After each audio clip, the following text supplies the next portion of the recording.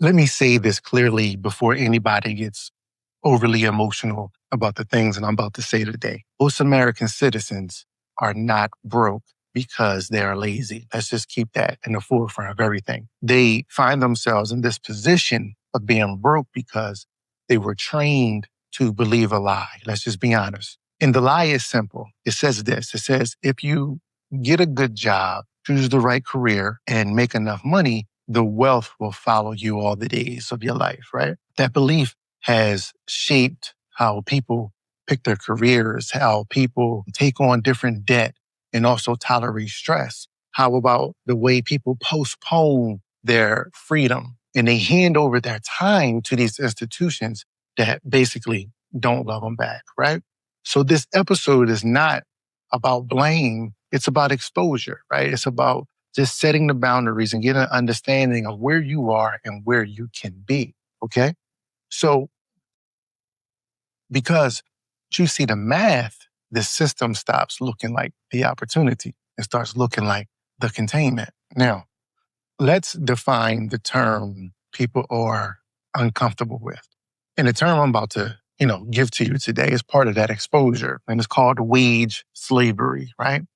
It does not mean you are unpaid. It means your survival is completely dependent upon selling your time for money with no ownership, right? With no leverage and no margin. So if missing two paychecks will cause you to collapse in life or cause stress in life, you're not free, right? Even if the salary sounds good, freedom is not income. Freedom is the point that you have options. So let's go to the data to make this more clear for you. The median individual income in America presently is $45,000 a year. The median household income, right, which is two people or more, is $75,000 a year. Sounds respectable until we remove taxes. Now, after the federal, state, Social Security, and Medicare, the median household take home is $5,000 per month, right? That's the median. We're talking about household income. Now, let's layer in reality how these things play out. Let's talk about housing, right? Let's talk about transportation. How about food or insurance, or if you have children, if you have utilities? So most households are left with under $500 to $1,000 of margin per month, right? That's not prosperity. Controlled breathing room. Now, let's address the good money crowd. At a salary of $120,000 annually. The take home thing about it after all the expenses and things of that nature is this. It's $85,000 to $88,000 a year, right? That is monthly income between $7,000 and $300, right? So $7,300 a month. Now, if you average two children household expenses to this, right? We're talking about housing, we're talking about transportation, we're talking about food, insurance, both utilities, case cell phones, right? And the cost of children. Let's factor all that in. We're talking about from that $7,300, you're about $6,350 a month. Right? Over, after all of your expenses, you're going to have what, $980. So you're telling me that $980 is supposed to cover emergencies, right? It's supposed to cover investing. It's supposed to cover wealth building. It's supposed to cover retirement. It's supposed to cover generational planning, right? Because these things should be important to you. Now, one repair, one medical issue, one job disruption, right? The system is not broken. It's designed to keep you dependent, okay? Now, here's the core argument that I'm presenting to you today. Wages are not linear, but the costs are exponential. Okay, I want to say it again for you. The wages that we're earning here in America are not linear, but the costs are exponential. Let me help you. See, inflation compounds, healthcare compounds, education compound, right? Housing compounds, but your wages do not. So even when income rises, purchasing power often falls, okay? This is why Americans feel like they're running faster, but going nowhere. You're not failing. You are running on a treadmill that profits from your exhaustion. Let's just be honest about it, okay?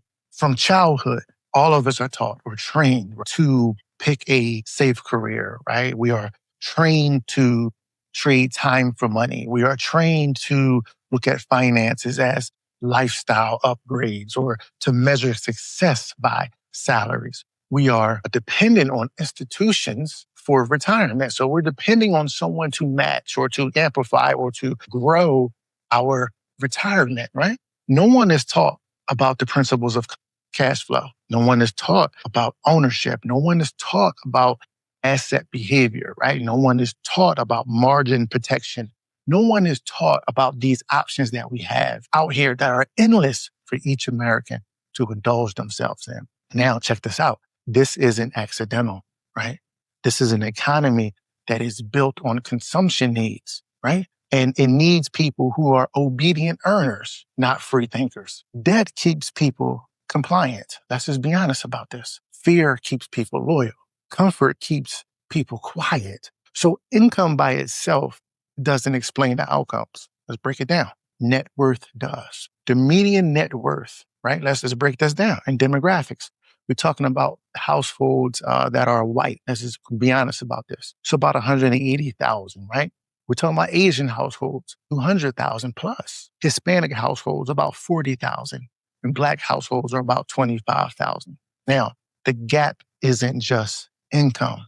It's ownership history. It's asset exposure and it's financial education, which means wage slavery hits harder where assets are delayed, where ownership is denied, and where financial literacy is withheld.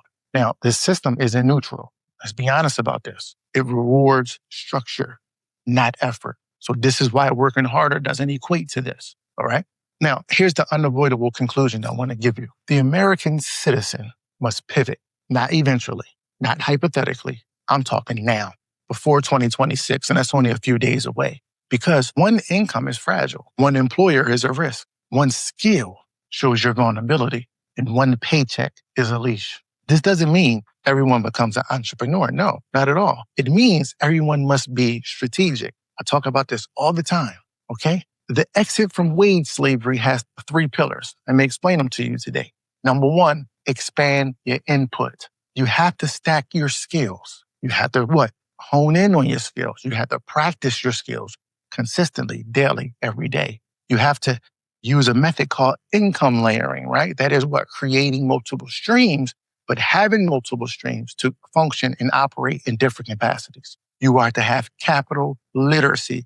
You are to know how capital benefits you in the accumulation of it and what are the vehicles to be used to use it to ultimately get you free. Now, you have to focus on ownership exposure. There's many vehicles out there that you can utilize to help you get more in depth with ownership as it pertains to assets, as it pertains to things that can create more cash flow for you. Second thing is you have to reduce your output, okay?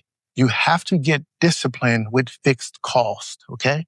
You have to get disciplined within lifestyle restraint. And you have to get disciplined within using debt, okay? And then most importantly, you got to have margin protection. But you only have that if you do the first thing first is expand your input, Now, third, you have to convert income into assets. Income is fuel. Think of it like gas. Assets are the engines, right? And cash flow is your oxygen. This is how you would breathe every day. If your income is not eventually buying yourself freedom, it is only allowing you to rent survival. So let me say this plainly. A career is not a wealth plan.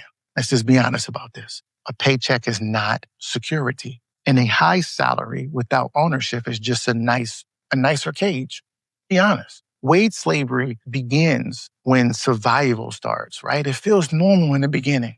But normal isn't neutral. Normal is just what we stop questioning. This episode is not a call to panic, right? It's really a wake-up call for us all. Because freedom doesn't start with rebellion. It starts with clarity. And clarity changes everything. If this episode made you uncomfortable, good. Discomfort is the first sign of truth-breaking conditioning. So remember, this is tempo. I want you to own your tempo. I want you to move with purpose. And I want you to build with power.